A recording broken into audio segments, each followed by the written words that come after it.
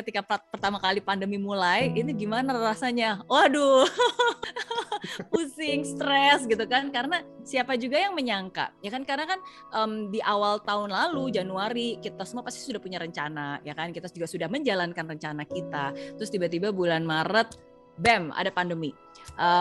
Kita pikir cuma sebentar, ya mungkin 2 bulan, 3 bulan Juni udah mendingan gitu ya, terus ternyata berlanjut, sampai tahun ini, sampai hari ini pun juga masih gitu. Nah, tapi saya selalu bilang, pandemi ini kan dialami semua orang. Apapun juga bisnisnya, usahanya, dimanapun juga itu pasti terefek, termasuk juga saya gitu, termasuk juga dari Mary Riana Group. Nah, tapi menurut saya yang pertama paling penting adalah kita harus bisa accept dulu, menerima. Ya, karena kalau di awalnya kita nggak bisa menerima, ya kita akan selalu terjebak dengan situasi itu kan. Ya, tapi kalau kita menerima, oke, memang ini keadaannya, memang ini situasinya. Yuk kita adaptasi yuk kita cari cara yuk kita cari celah yuk kita berubah yuk gitu. At least dari situ mulai terbuka beberapa kesempatan, mulai terlihat gitu ada yang bisa dilakukan ya, dan akhirnya ada beberapa hal yang awalnya itu benar-benar nggak bisa kita lakukan karena bisnis saya semuanya off air sebenarnya kan. Kita ada Mary Riana Learning Center, kita ada 11 cabang, semua harus stop awalnya. Ya, tapi sekarang kita juga sudah beradaptasi. Yang awalnya kita juga punya event offline yang selalu kita lakukan, ribuan peserta. Awalnya kita stop, ya tapi kemarin kita baru saja bisa beradaptasi dan mengadakan semuanya 100% online. Dan bahkan peserta yang mendaftar jauh lebih banyak, 2 kali lipat lebih banyak dibandingkan offline. Inspira Fest tahun ini 100% diadakan online. Nah, jadi ini saya menunjukkan bahwa memang tidak mudah dan bukan berarti singkat ya, langsung dalam waktu sebulan kita bisa beradaptasi, tapi kita bisa. Ya, asalkan kita mau berproses dan kita mau berusaha dan terus belajar.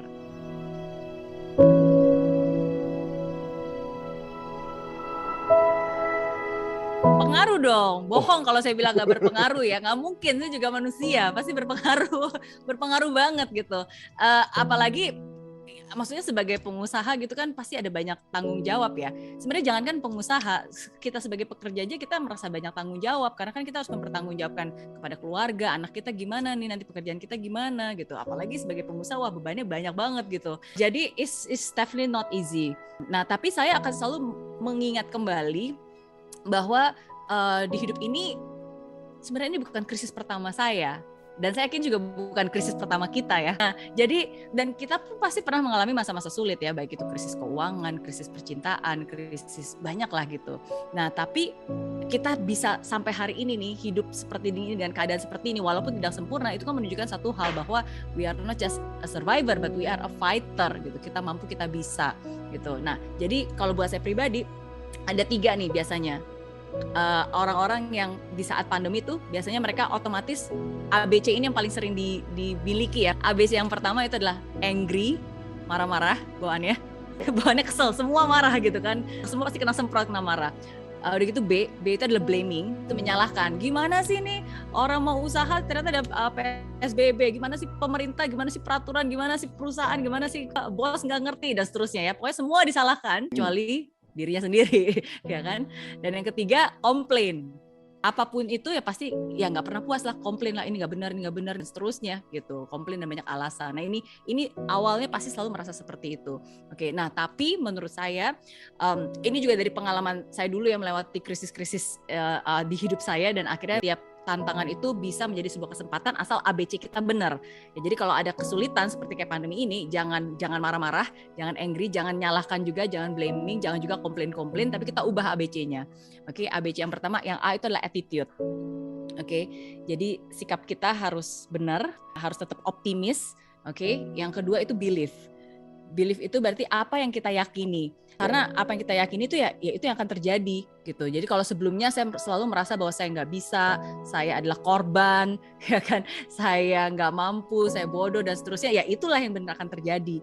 Ya, tapi kalau kita berpikir bahwa oke, sekarang ini adalah keadaannya, tapi masa depan saya lebih baik daripada keadaan sekarang, gitu. Bahwa oke, saya mampu, walaupun sekarang saya nggak bisa, tapi saya bisa belajar kok, ya kan. Walaupun sekarang saya belum terampil, tapi saya bisa kok mengupgrade keterampilan saya. Nah, jadi itu harus diyakini dulu. Dan yang ketiga adalah choice.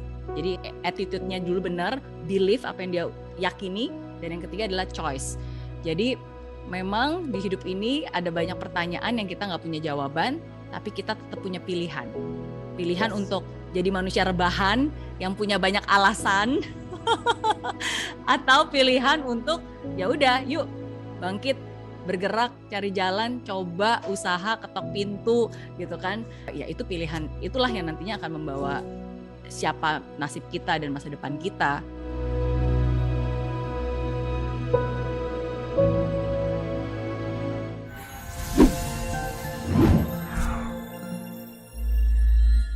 Di aplikasi Mary Riana tersedia lengkap video-video YouTube terbaru saya, artikel yang up to date, quotes inspirasi, koleksi merchandise, workshop dan seminar yang bisa kamu dapatkan free dan download sekarang juga gratis.